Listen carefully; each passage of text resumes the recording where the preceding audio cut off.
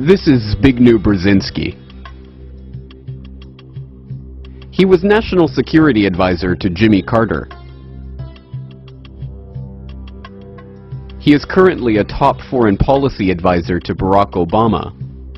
He has proven to be an outstanding friend and somebody who I've learned an immense amount from. And in 1979, he supervised a covert American intelligence operation to fund and train the Afghan Mujahideen that would form the base of al-Qaeda.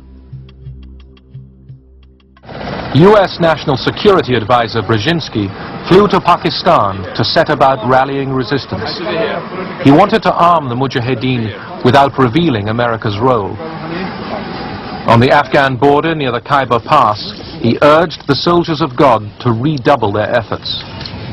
We know of their deep belief in God, and we are confident that their struggle will succeed.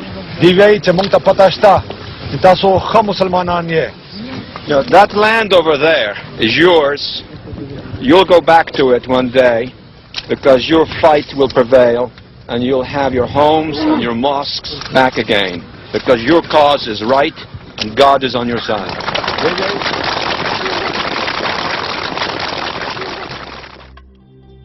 The CIA involvement with the Afghan Mujahideen, including an estimated $3 to $20 billion of American taxpayer money that was spent by the U.S. to train and equip them, has been known and acknowledged for years. The operation was part of a Cold War gambit to bog down the Red Army in what was to become the Soviet Union's own Vietnam. An unending struggle to occupy a country against a determined and, thanks to the CIA, well-funded and trained guerrilla resistance. We must recognize the strategic importance of Afghanistan to stability and peace. A Soviet-occupied Afghanistan threatens both Iran and Pakistan and is a stepping stone to possible control over much of the world's oil supplies. The scheme, known as Operation Cyclone, was in fact an amazing success.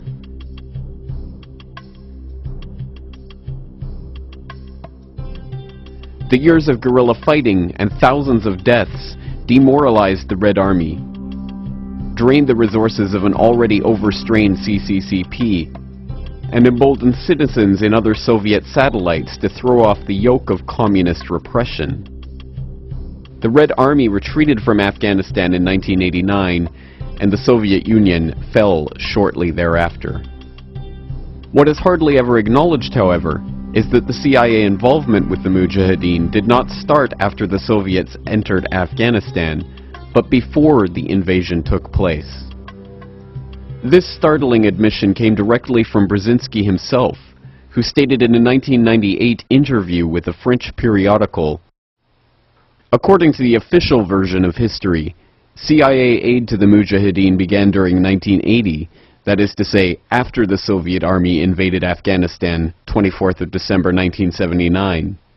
But the reality, secretly guarded until now, is completely otherwise. Indeed, it was July 3rd, 1979, that President Carter signed the first directive for secret aid to the opponents of the pro-Soviet regime in Kabul. And that very day, I wrote a note to the President in which I explained to him that in my opinion this aid was going to induce a Soviet military intervention." This is an important point. What it means is that the CIA did not merely take a pre-existing movement of freedom fighters and aid them in their fight against the Soviets. What it means is that Western intelligence actively recruited Islamist extremists for the express purpose of provocateuring the Soviets into invading. By Brzezinski's own admission, if these Mujahideen had not been fostered by the CIA, the Soviets may never have invaded Afghanistan in the first place. In a very real sense then, Brzezinski and the US government fostered an extremist element of militant Islamists and helped form them into an effective fighting force. It was from the ranks of these Afghan Mujahideen that another group was to emerge, composed mostly of so-called Arab Afghans or foreign fighters who came to Afghanistan to take up the jihad against the Soviets. The expulsion of the Soviets from Afghanistan was to be just the first of their battles, and after the Red Army left, their attention was to turn elsewhere.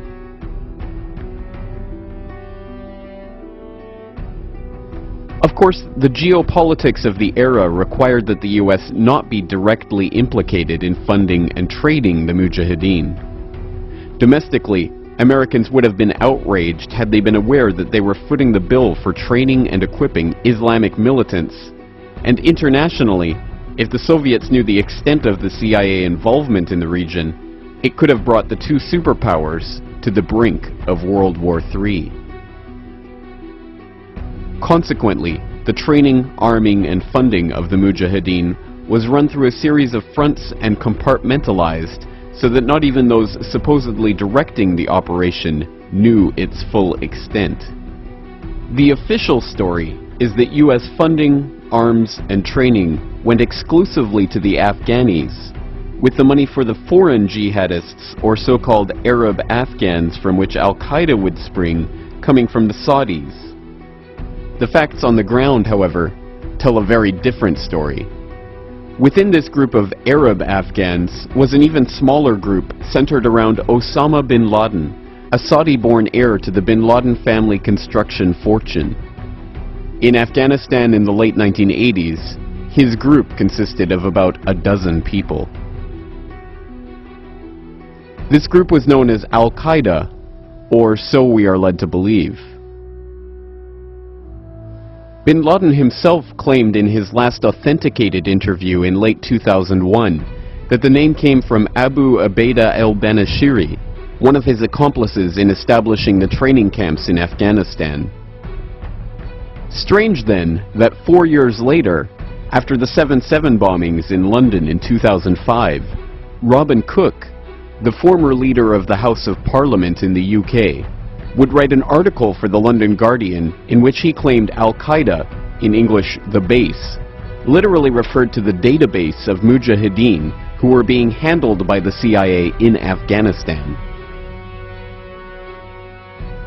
Some researchers have even noted that al-Qaeda is a slang term for the toilet in Arabic, hardly a name for a shadowy global terrorist organization.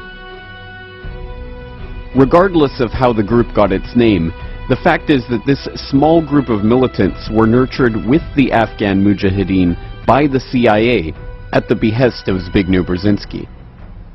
There is evidence of direct US involvement with Osama bin Laden and the hardline Arab militants in all three areas of Operation Cyclone, including funding, training, and arming the Arab Afghans.